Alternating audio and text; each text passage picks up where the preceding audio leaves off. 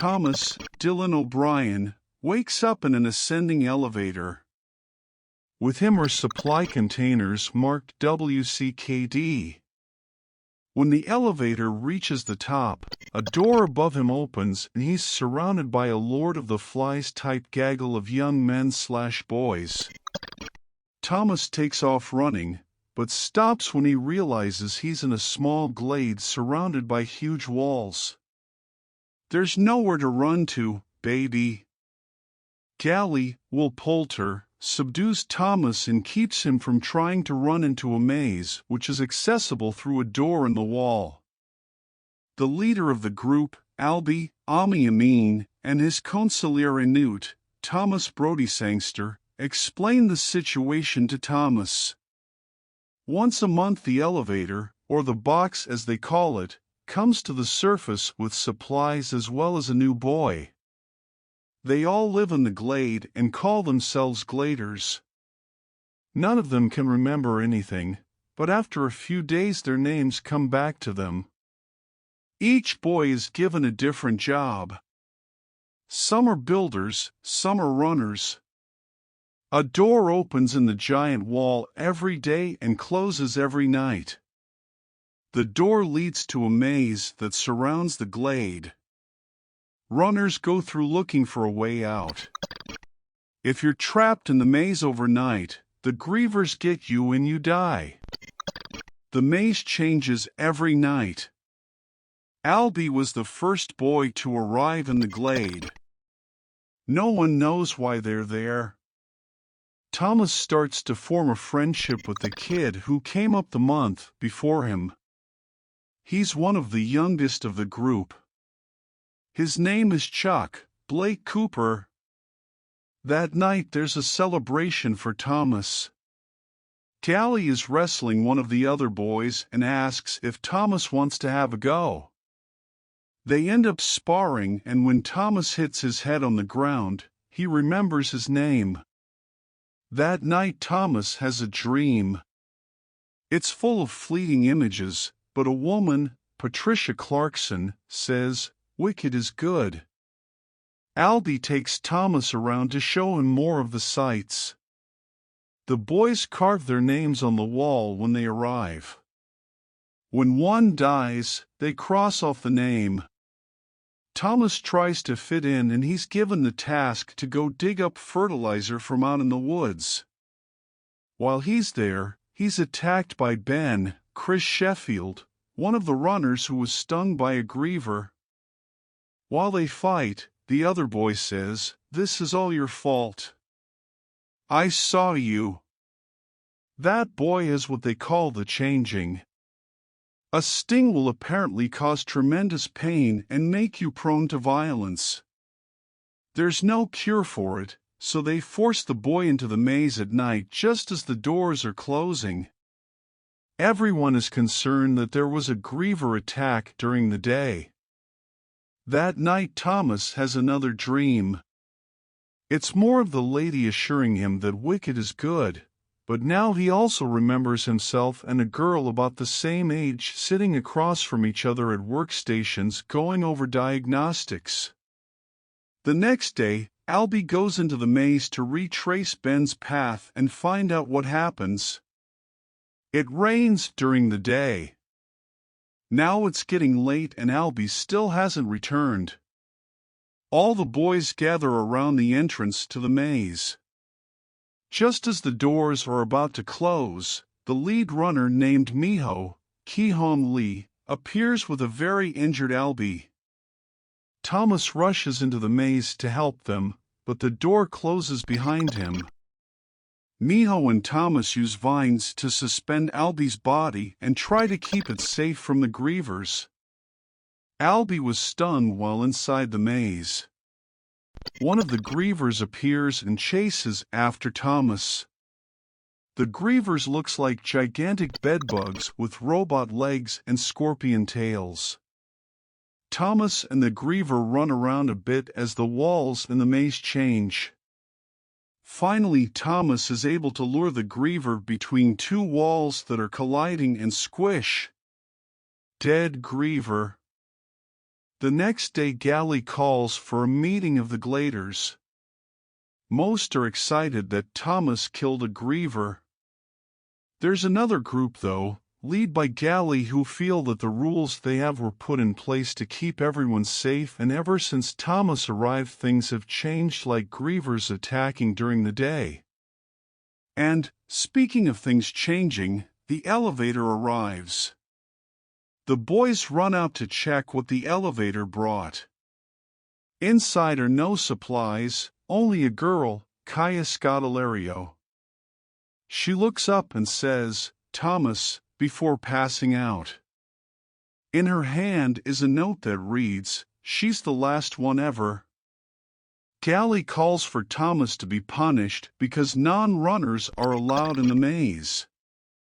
He doesn't like the fact that the girl knew who Thomas was. He's scared that the elevator hasn't gone back down since they took out the girl. Newt says Thomas can be locked up overnight without any food and starting tomorrow, he's a runner. Gally is mad at his leniency. A bunch of the boys go back into the maze, which further upsets Gally, to look at the carcass of the griever. Inside it they find a weird device that has an electronic display reading the number 7. The device also is marked WCKD. The boys realize whoever sends them supplies also made the grievers. Miho shows Thomas a map of the maze. There are different outer sections that open each day as the maze changes. Each outer section is numbered. Last night, Section 7 was open. The girl is awake. She's at the top of a tower throwing stuff at the boys on the ground. Thomas yells up to her that it's him. She agrees to let him come up. He explains that her memory was wiped, but in a few days she'll remember her name. She says she already remembers her name. It's Teresa. She remembers Thomas too. He tells her that he's had dreams about her and a lady saying that wicked is good. When Teresa woke up, she found 2 syringes in her pocket too. That night, Thomas deals with his punishment of being locked up. Chuck visits him and brings him some food. He also asks Thomas to give his parents a little carved statue Chuck made. Even though he doesn't remember his parents, he's sure his parents remember him and miss him. Thomas gives back the statue and tells Chuck that he'll be able to give that to his parents himself. The next morning, Thomas and Miho go into the maze along with the device they got from the griever. The device ends up making clicking noises and guides them to a new section Miho has never seen before. Miho is also concerned that all of the outer sections of the maze seem to be open. They get to a wide area marked WCKD loading dock that ends up in a dead end, but the device turns from red to green and opens a new path. That path leads to what looks like some sort of sewer tunnel. The edges of the tunnel have the same slime that the grievers' leaves secrete. So they go back to the glade. Thomas decides to use one of the syringes on the still changing Albie. It ends up making him better. When he comes to, he tells Thomas, "You were their favorite." But we don't find out what he means because outside doors all over the maze begin to open and out pour bunches and bunches of grievers. There's a giant griever attack that wipes out a bunch of the boys and destroys much of their village. Albie is among the dead. Chuck is saved after getting grabbed by one of the grievers. They end up hacking off its tail. After the attack, Thomas realizes that the venom from the griever stings helps the victim remember. So he takes the hacked-off tail and stings himself. He remembers a little bit more. The maze isn't a prison, it's a test. He sees all of the other boys in incubation tubes. A lot of them are in a panic. He also sees himself as a scientist along with Teresa.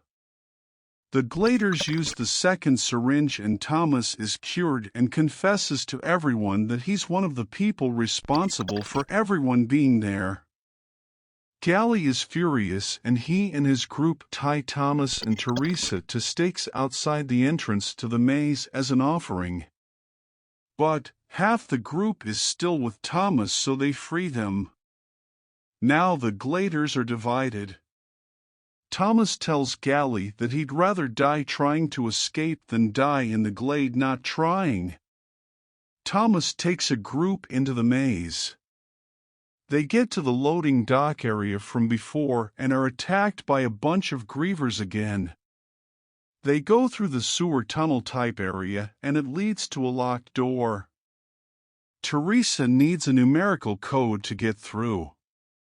They realize the code must be the sequence in which the maze would normally open.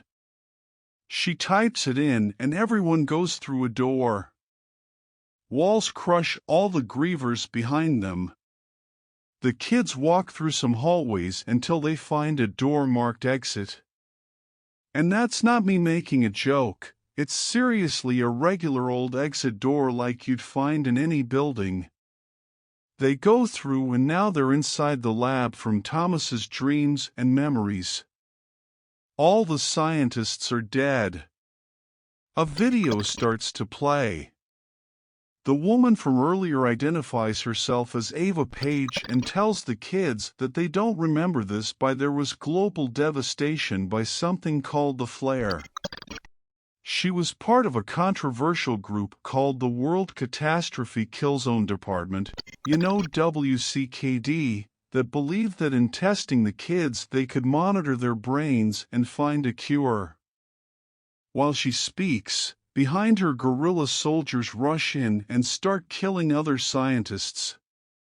She tells them she's glad they passed the first test and reminds them that wicked is good. Before signing off, Paige shoots herself in the head. A door opens leading outside. Before anyone can leave, Gally shows up. He has a gun. He says that they all belong in the glade. He goes to shoot Thomas, but Chuck jumps in front of the bullet. Gally gets stabbed in the chest with a knife. Chuck hands the, now bloody, statue to Thomas and dies.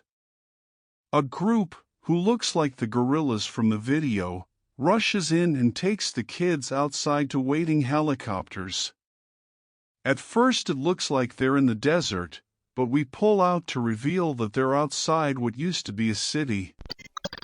Buildings are destroyed and everything is covered in sand. They fly over the maze and the glade and no one asks why the choppers just didn't land inside the glade and rescue the kids there instead. Paige, alive and wiping fake blood off her head, says that the kids have taken the bait. More kids survived than she anticipated. The maze was a success.